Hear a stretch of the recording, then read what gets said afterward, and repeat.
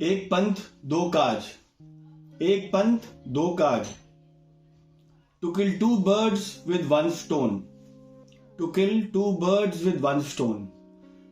इसका मीनिंग होता है दो काम एक ही समय में सॉल्व करना, दो काम एक ही समय में करना। फॉर एग्जाम्पल, जब भी मैं जॉब करता हूं मुझे हिंदी पुराने गाने सुनने का शौक है। इस तरह से हम एक समय में दो काम करते हैं। Whenever I jog, I like listening to old Hindi songs. That way, I kill two birds with one stone. बहती गंगा में हाथ धो लो, बहती गंगा में हाथ धो लो।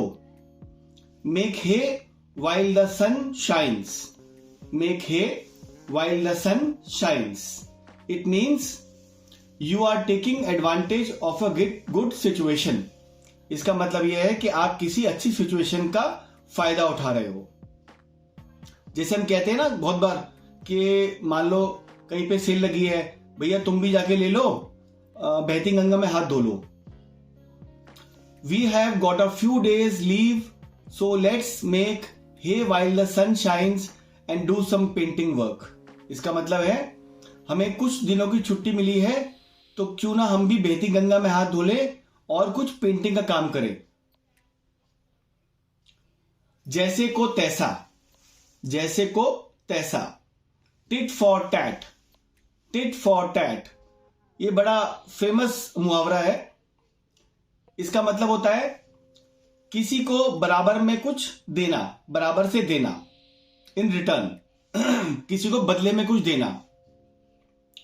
He hit me, so I hit him back. उसने मुझे मारा, सो मैंने भी उसे मारा। मतलब जैसा उसने मेरे साथ किया वैसा ही मैंने उसके साथ किया। ऊंची दुकान फीके पकवान, ऊंची दुकान फीके पकवान। Great boast little roast, great boast little roast.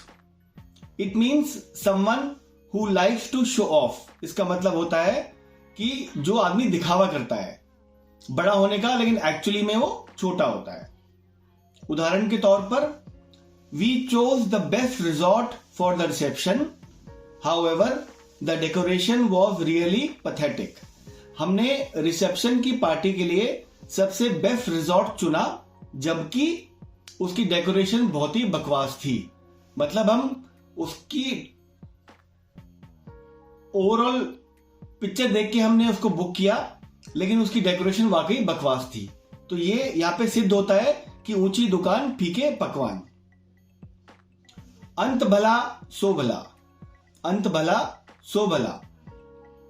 All is well that ends well, all is well that ends well.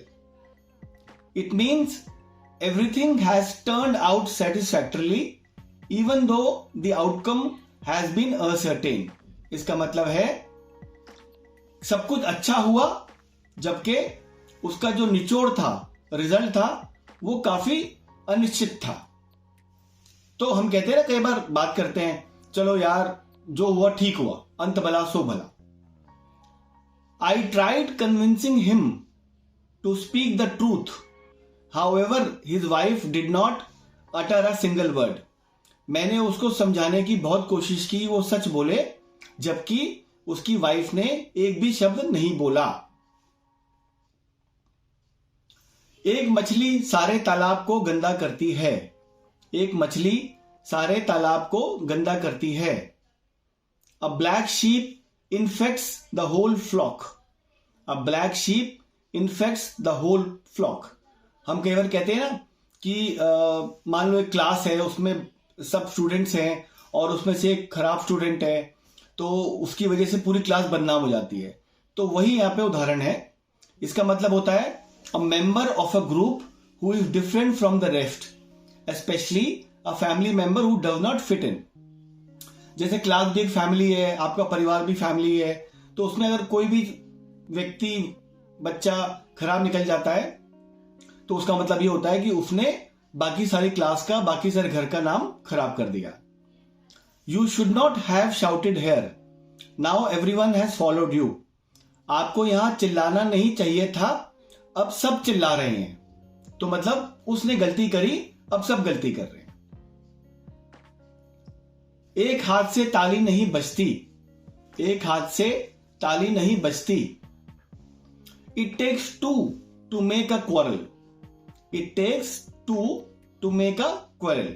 ये भी बहुत फेमस मुहावरा है, जिसे हम कहते हैं कई बार कि गलती आपकी भी होगी भैया, ऐसा नहीं है उसी की गलती है, क्योंकि एक हाथ से कभी ताली नहीं बजती। इसका मतलब होता है one cannot blame an argument entirely on the other side. इसका मतलब एक कोई भी किसी दूसरे को किसी भी आर्ग्यूमेंट के लिए ब्लेम नहीं कर सकता, क्योंकि वो खुद भी उसमें शामिल होता है। The teacher did not believe Ram when he tried to put entire blame on Shyam. Teacher ने राम पे विश्वास नहीं किया जब वो सारा इल्जाम श्याम पे लगा रहा था। तो जाहिर बात है राम की भी गलती रही होगी इसमें, इसलिए हम कहते हैं एक हाथ से ताली नहीं बजती। बंदर क्या जाने अदरक का स्वाद, बंदर क्या जाने अदरक का स्वाद। A blind man is no जज of colours, a blind man is no जज of colours. It means when you don't have the knowledge on subject matter, then he is not the correct person to take any suggestion. इसका मतलब है जब आपके पास किसी भी विशेष subject की knowledge नहीं होती तो वो सही इंसान नहीं होता कि वो कोई सजेशन दे या ले, राइट।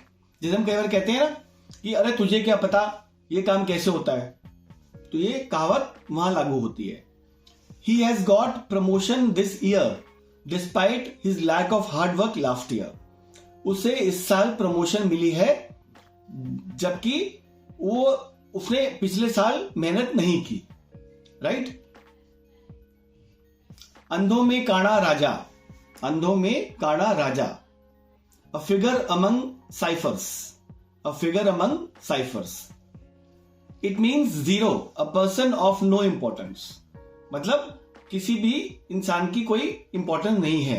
अंधों में काड़ा राजा। You have easily won this game because your opponent was not competent enough. आपने यह खेल आसानी से जीत लिया बिकॉज आपका प्रतिद्वंदी जो आपके साथ था वो इतना कॉम्पिटेंट नहीं था, कुशल नहीं था। तो मतलब फिर आपने क्या जीता। जिसे हम कई बार कहते हैं ना कि मजाक में कहते हैं कि मैं रेस में फर्स्ट आया या मैं रेस में सेकंड आया, मतलब फर्स्ट कौन आया, वो आया। तो भाई जब दो ही लोग भागेंगे तो कोई ना कोई तो फर्स्ट आएगा और सेकंड आएगा, राइट। भागते चोर की लंगोटी सही, भागते चोर की लंगोटी सही। Something is better than nothing, ये बहुत ही फेमस और बहुत ही कॉमन कहावत है। हम कहते हैं कई बार जब हमें लगता है कि हम कुछ लेने गए हैं और फ्री में मिल रहा है वहां पे और हमें नहीं मिला, बाद में हमें सिर्फ एक पीस मिला लड़ाई झगड़ा करके, तो हम कहते हैं चल कोई बात नहीं यार, भागते चोर की लंगोटी सही, कम से कम ये तो मिला। इसका मतलब होता है person who is lazy and not helpful और यूजफुल। मतलब वह इंसान जो आलसी है और किसी के काम का नहीं है। He had asked for a new cycle but he got a used one. उसने नई साइकिल मांगी थी बट उसको पुरानी मिली। तो इसका मतलब यह है चलो कोई बात नहीं, साइकिल तो मिली, भागते चोर की लंगोटी ही सही। तो दोस्तों ये थे मुहावरे बहुत ही खास और कॉमन जो मैंने आपको आज समझाए हैं। अगर आपको मेरा वीडियो अच्छा लगा तो प्लीज मेरे चैनल को लाइक करिए, सब्सक्राइब करिए, बेल आइकन दबाइए और ज्यादा से ज्यादा मात्रा में शेयर करिए।